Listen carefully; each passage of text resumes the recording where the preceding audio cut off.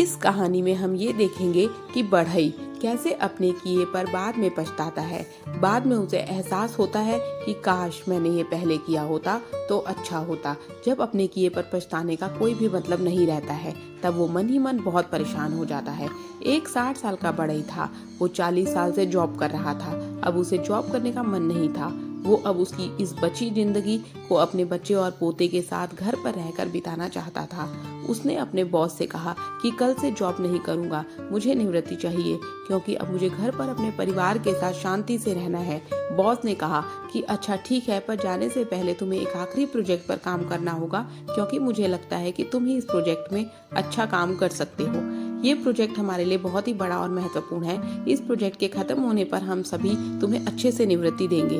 बढ़ई ने बोला अच्छा ठीक है, मैं काम करने के लिए तैयार हूँ। बढ़ई कैसे मना करता अपने बॉस को, क्योंकि वे पूरे 40 साल से काम कर रहा था। बढ़ई का ये आखिरी काम था और वो निवृत्ति के ख्याल में था, तो उसका काम में मन नहीं लगता था। उसे घर पर अपने परिवार के साथ रहना था और ये आखिरी प्रोजेक्ट बीच में आ गया था। फिर भी जैसे तैसे करके वो ये प्रोजेक्ट कर रहा था। ये घर बनाने के प्रोजेक्ट में उसने हर एक लकड़ी की खुदाई बिना मन से की थी। उसने सभी आकार भी बिना मन के ही बनाए थे। उसने अपने सभी प्रोजेक्ट इस 40 साल में बहुत ही अच्छे से किए थे, पर अब उसे ये आखिरी प्रोजेक्ट में बिल्कुल भी मन नहीं था। इस वजह से ये प्रोजेक्ट उस पहले सारे प्रोजेक्ट जितना बेहतर नहीं हो रहा था। कुछ समय के बाद ये घर बनाने का आखिरी प्रोजेक्ट खत्म हो गया। अब वो समय हो चुका था कि वो अपने बॉस को ये प्रोजेक्ट दिखाए। उसके बॉस ने वो घर देखा और कहा कि ये घर बनाने का आखिरी प्रोजेक्ट तुम्हारे लिए ही था। हमारी तरफ से तुम्हें ये भेंट है, क्योंकि तुमने हमारे साथ पूरे 40 साल पूरे ईमानदारी और लगन से काम किया।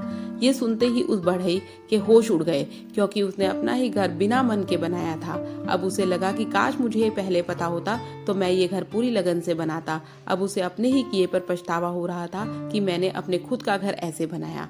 वो मन ही मन सोच रहा था कि काश मुझे ये पहले पता होता तो मैं अपने घर की हर एक लकड़ी की खुदाई बड़ी ही लगन से करता।